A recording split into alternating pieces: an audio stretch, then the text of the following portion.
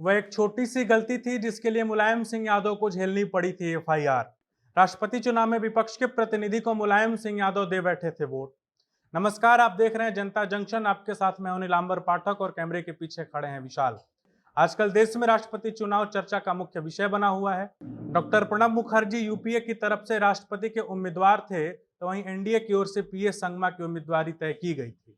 संख्या बल के हिसाब से प्रणब मुखर्जी का राष्ट्रपति बनना तय था। साल 2022 में 19 जुलाई को मतदान होने वाला था। वोट डालने वालों में मुलायम सिंह यादव भी थे। मुलायम सिंह यादव की पार्टी ने प्रणब मुखर्जी को पहले ही समर्थन दे दिया था, सो मुलायम सिंह यादव को प्रणब मुखर्जी के पक्ष में वोट डालना था। वोटिंग के दिन सबसे पहले मुलायम सिंह यादव वोट डालने वालों में से एक थे। वो वोट डालने गए भी, लेकिन प्रणब मुखर्जी की जगह पीएस संगमा को वोट डाल दिया। जब उन्हें उनके गलती का अंदाजा हुआ तो उन्होंने अपने कथित रूप से बैलेट पेपर को फाड़ दिया, जिसके बाद उन्होंने रिटर्निंग अधिकारी वीके अग्निहोत्री, जो तत्काल में लोकसभा महासचिव हैं, उनसे नया बैलेट पेपर मांगा।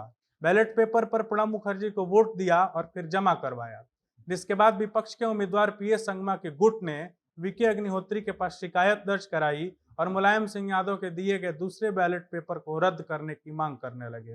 विपक्षी गुट का यह तर्क था कि कानून के अनुसार मुलायम सिंह यादव को दूसरा बैलेट पेपर नहीं दिया जाना चाहिए था। तब के तत्कालीन रिटर्निंग ऑफिसर वीके अग्निहोत्री ने पूरे मामले को चुनाव आयोग को संज्ञान में दे दिया। चुनाव आयोग ने मुलायम सिंह यादव के पहले वोट को रद्द कर दिया और रिटर्निंग ऑफिसर वीके अग्निहोत्री ने कहा कि उनकी गिनती ना की जाए, क्योंकि अब जब पता चल चुका है कि वोट किसे दिया गया है, चुनाव आयोग ने कहा कि उन्हें दूसरे बैलेट पेपर की जरूरत नहीं थी। ऐसे में मुलायम सिंह यादव को दिए गए दूसरे बैलेट पेपर को न गिना जाए। मामला तब और आगे बढ़ गया जब बैलेट पेपर फाड़ने के लिए मुलायम सिंह यादव पर लखनऊ में एफआईआर दर्ज हो गया। लखनऊ के रहने वाले प्रमोद पांडे नाम के एडवोकेट ने शिकायत दर्ज कराई थी, जिसमें उन्होंने लोक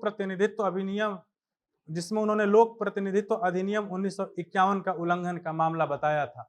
बहरहाल साल 2012 में 70% वोट प्रतिशत के साथ प्रणब मुखर्जी देश के 13वें राष्ट्रपति बने। देश के 13वें राष्ट्रपति प्रणब मुखर्जी का जन्म 11 दिसंबर 1935 को पश्चिम बंगाल के वीरभूम जिले में हुआ था। प्रणब दा ने पहले एमए किया, फिर एलएलबी की पढ़ाई की। बाद में उन्होंने पत्रकारिता के क्षेत्र में काम किया और वे शिक्षक भी रहे। समय बीतता गया और प्रणब मुखर्जी को राजनीति रास आने लगी। इंदिरा गांधी उनसे खासा प्रभावित हुई और तब के कई दिग्गजों का पत्ता काटकर 1969 में राज्यसभा से सांसद बना दिया। प्रणब मुखर्जी साल 1983 से 84 तक वित्त मंत्री रहे। वे रक्षा मंत्री, विदेश मंत्री, लोकसभा नेता और राज्यसभा नेता जैसे अहम पदों को संभाल चुके हैं। हालांकि बाद में उन्हें कांग्रेस पार्टी द्वारा राष्ट्रपति पद के लिए मनाया गया और वे राष्ट्रपति बने। राष्ट्रपति पद पर रहते हुए उन्होंने कई बदलाव किए। पूर्व राष्ट्रपति प्रणब मुखर्जी को सबसे ज्यादा दया याचिकाएं खारिज करने के लिए याद किया जाता है। उन्होंने राष्ट्रपति पद पर रहते हुए कई अहम बदलाव किया। उन्होंने राष्ट्रपति भवन को वीवीआईपी दायरे से बाहर निकाला। राष्ट्रपति के लिए इस्तेमाल किए जाने वाले महामहिम शब्द को बंद कराया। राष्ट्रपति भवन को आम लोगों के लिए खोलने की पहल भी प्रणब मुखर्जी ने की। तो कैसी लगी आपको हमारी यह कहानी?